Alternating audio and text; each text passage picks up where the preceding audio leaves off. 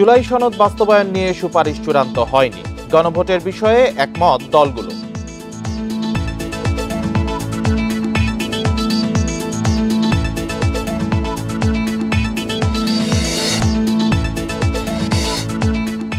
জুবায়েদ হত্যায় ৩ জন আটক, মামলা হয়নি, খুনিদের দ্রুত গ্রেপ্তারে ছাত্রদলের আলটিমেটাম।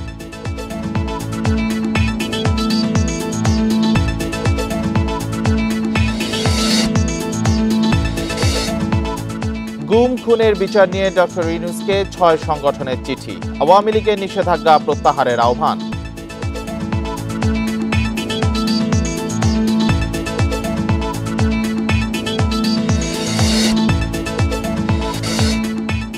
নীলফামারীতে আইসিডিসি প্রকল্পে কোটি টাকা লুটের অভিযোগ, শিশু যত্ন কেন্দ্র কাগজে কলমে, বাস্তবে নেই।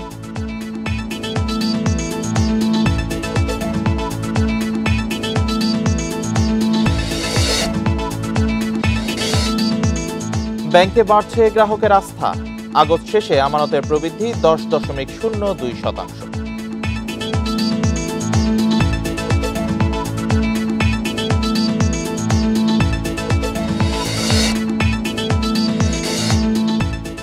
গাজায় 5 কোটি টন ধ্বংসস্তূপ সরানোই বড় চ্যালেঞ্জ, অবিস্ফোরিত বোমায় ঝুঁকিতে বাসিন্দারা।